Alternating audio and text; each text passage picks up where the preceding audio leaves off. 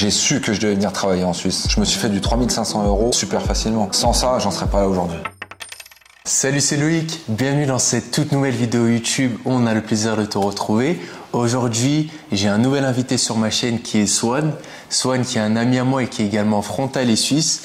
Donc, je me languis par avance de t'expliquer un peu plus son parcours. Enfin, c'est lui qui va t'expliquer tout ceci. Et on est parti pour cette interview. Let's go. Alors déjà, Swan, je te laisse te présenter à ta sauce, à ma communauté. Alors tout d'abord, salut à tous. Loïc, c'est un plaisir de faire du coup cette vidéo avec toi. Plaisir pour moi. Alors, je m'appelle Swan Nouri.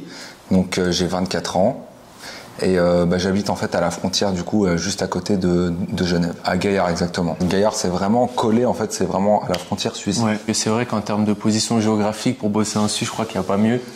C'est vrai que c'est un peu dommage de louper donc les bénéfices on va dire qu'on a en Suisse alors qu'on est juste à côté. Ah oui, carrément. Tu as grandi ici de base? Ouais, bien sûr. Par contre j'ai fait mes études scolaires du coup sur France. Ouais. Donc j'ai fait toute mon adolescence et tout ici, parce que je suis né du coup quand même en France.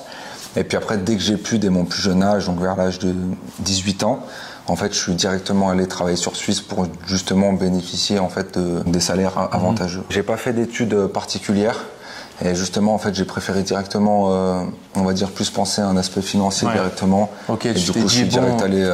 T'étais pas un grand fan des études, tu t'es dit on va aller en Suisse pour faire du gros argent entre guillemets, pour pouvoir un petit peu sortir de cette situation. Ok. Donc, si je devrais te parler de motivation en termes, quelle a été ta motivation pour venir travailler en Suisse? Après moi, la motivation principale aussi que j'ai eue, c'est déjà aussi, on va le dire, l'aspect financier. Ouais. Puis surtout que j'habite vraiment à côté. Ouais, c'est vraiment un avantage. Ouais, c'est pas comme si j'habitais peut-être à 300 km. On va dire peut-être j'aurais pas eu cette chance dès mes 18 ans d'aller travailler directement du côté suisse, tu vois. C'est clair que tu as été très avantagé pour ça.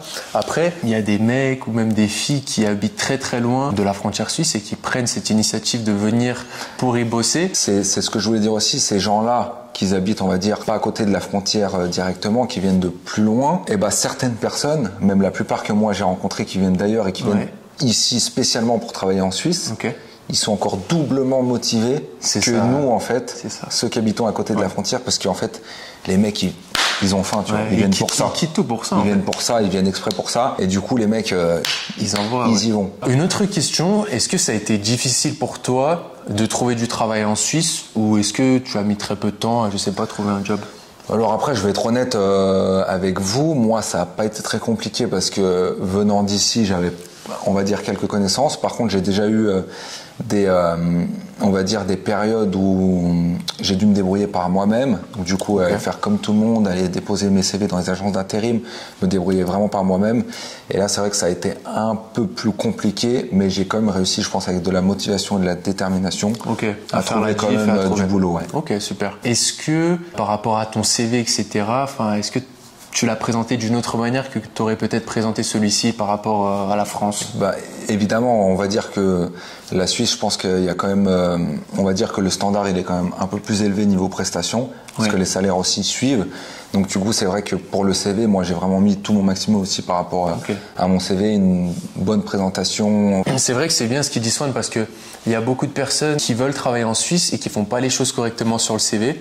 Et en fait, il faut vraiment le masteriser pour le marché du travail en Suisse et être sûr que, par exemple, les diplômes que tu mets, que tu as eu en France, soient compris par tes employeurs en Suisse, parce que c'est pas parce que tu es à Genève et que ça parle français que c'est la même chose. Donc, il faut être bien sûr, comme l'a dit Swan, de remasteriser un peu le tout pour pouvoir décrocher les entretiens et faire la différence par la suite. Alors concrètement, est-ce que tu peux nous dire quel métier tu exerces actuellement et puis nous parler propos de ton salaire? Je pense que ça peut les intéresser. Pour l'instant, en fait, je suis dans la sécurité. Ok. Donc je suis dans le milieu bancaire plus précisément. Mon salaire, c'est environ dans les 4500 bruts. Ok. C'est l'équivalent de 3500 net. 3500 net. Et tu fais combien d'heures par semaine? C'est un contrat à 92%, donc environ 160 heures. Par semaine. Par mois. Ça fait beaucoup là. Sinon genre plus de la nuit là. Donc ça fait, je sais pas, c'est un contrat classique, 35 heures peut-être? Ouais, c'est à peu près 37 heures, c'est ça. 37 heures, ok. Pour le niveau de vie que tu as actuellement par rapport à ton salaire, ton job il est quand même tranquille, parce que tu sais, pour un salaire comme ceci, par exemple en France, il faut être cadre, ou il faut quand même avoir une position très élevée. Non, exactement. Pour l'instant, franchement, le job que je fais, on va dire, ça serait un peu accessible à tous, parce qu'il faut pas spécialement on va dire, de connaissances spécifiques ou d'autres. Un niveau de diplôme, voilà, un truc. Ça reste quand même du boulot et c'est quand même très sérieux parce qu'on doit quand même prester dans certaines, on va dire, enseignes qui sont quand même assez importantes. C'est pas à prendre non plus à la légère. Bien sûr, bien sûr. Après, c'est sûr que pour moi, si on peut comparer ça à la France, mais c'est sûr que ça n'a rien à voir niveau salaire. C'est sûr que moi, je vais toucher le salaire peut-être d'un professeur en France ou tu vois. Ouais, même d'un cadre, hein, je même pense. Même d'un cadre. Bien sûr, pour toucher un 3500 € net en France, il faut y aller, quoi. Il faut quand même des y aller. Personnes qui ont des gros niveaux de diplôme, qui ont des gros niveaux d'expérience, et je pense qu'ils ne se font pas salaire. Donc, je pense aussi. Ouais. On comprend pourquoi tu es passé de l'autre côté de la frontière et tu es venu y travailler. Concrètement, par rapport à ton niveau de salaire, et vu que tu vis en France, que tu es frontalier, est-ce que tu as pu percevoir quand même un niveau de vie qui s'est nettement amélioré par rapport à peut-être à ta période d'études, ou que si tu aurais un job en France et que tu gagnerais beaucoup moins? C'est sûr qu'après on a une sorte de liberté où on peut, bien sûr, on peut s'offrir des voyages que par exemple si je travaillerais en France, j'aurais jamais pu m'offrir. Ouais, carrément. Swan, ça a été le voyage, mais ça peut être tout autre chose. Si par exemple tu as des projets d'avenir avec ta famille, tu as des enfants, tu as envie d'acheter ta maison, etc., je pense que le salaire suisse, ça te permet de faire pas mal de choses. Bien sûr, parce qu'après, on va dire qu'avec un salaire suisse en vivant en France, eh ben c'est vrai que automatiquement on gagne plus avec un train de vie qui est quand même moins élevé.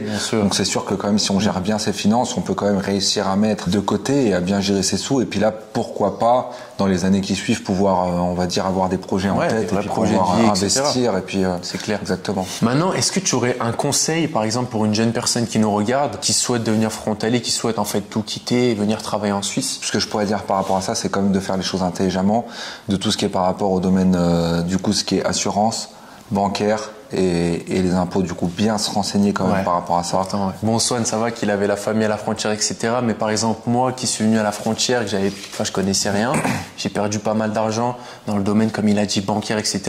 Donc le plus important, c'est de se former et d'arriver dans le processus intelligemment et pas juste de décrocher son job et de penser que tout va rouler, parce que sinon tu peux perdre vraiment pas mal d'argent. Alors maintenant, est-ce que tu peux nous dire ce que tu apprécies en Suisse que tu n'as peut-être pas en France? Ce qui m'a vraiment marqué en Suisse, on va dire, c'est vraiment la tranquillité, la qualité de vie aussi.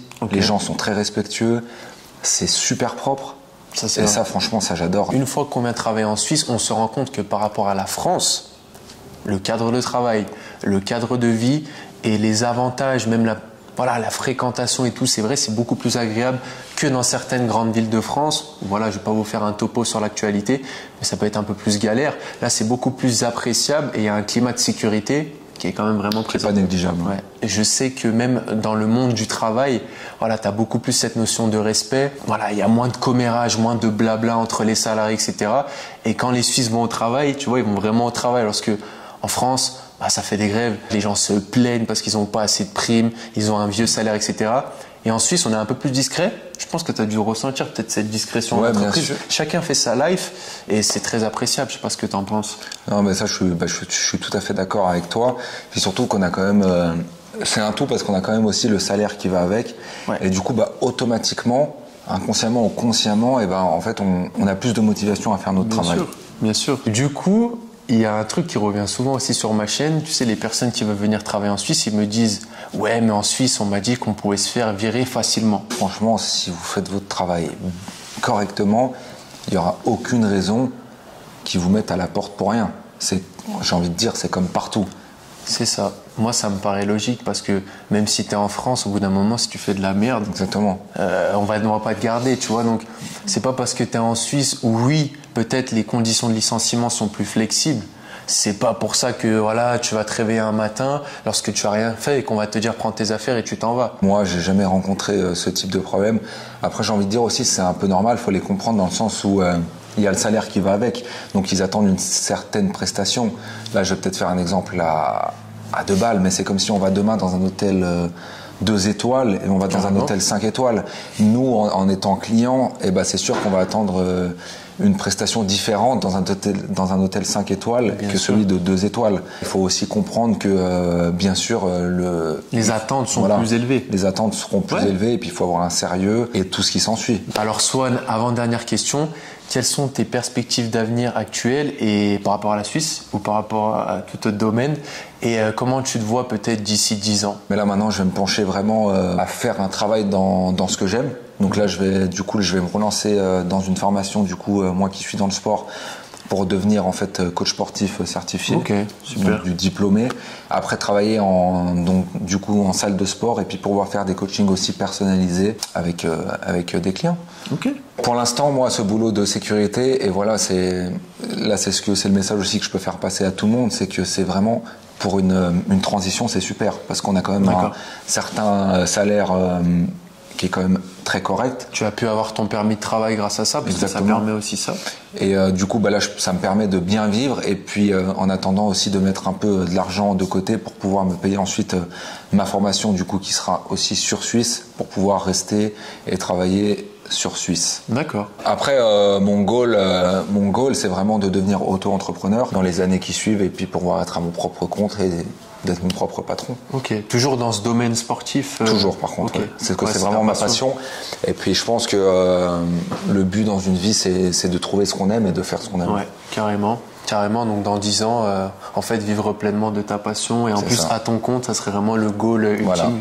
Je l'espère pour toi. Alors, Swan, le mot de la fin.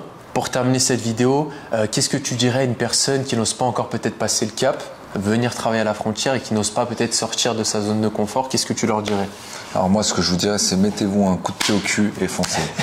Non, plus sérieusement, je vous dirais franchement, quand on a des ambitions, quand on a des rêves, foncez, parce que franchement, c'est pas en restant dans notre zone de confort que les choses vont arriver. Foncez.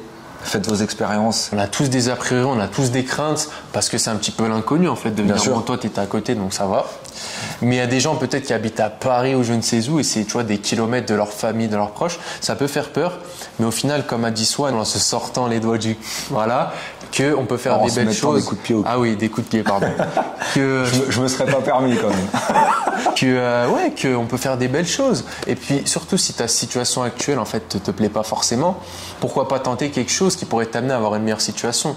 Donc moi je l'ai fait, Swan l'a fait même s'il est plus proche de la frontière, moi je viens pas de la frontière et toutes les personnes qui me suivent et qui sont devenues frontaliers ont fait l'initiative de le faire, donc pourquoi pas toi tout simplement. Et écoute Swan, c'était vraiment un kiff d'avoir partagé cette interview sur ma chaîne. Je laisserai tes réseaux sociaux en bas de la vidéo, si vous voulez le contacter, lui poser des questions, je pense qu'il est open. Donc voilà, je mettrai son Instagram, etc. Alors si toi aussi tu as envie de passer le cap, que tu te retrouves un petit peu dans le profil de Swan ou du mien et que tu as envie de devenir frontalier suisse, je te laisse un lien qui sera présent juste en dessous de cette vidéo. Au travers de ce lien, tu as mon programme Devenir frontalier suisse en moins de 3 mois qui a aidé de nombreuses personnes comme toi à passer le cap et à améliorer d'un trait ta situation professionnelle, financière mais surtout personnelle pour être un peu plus épanoui au quotidien.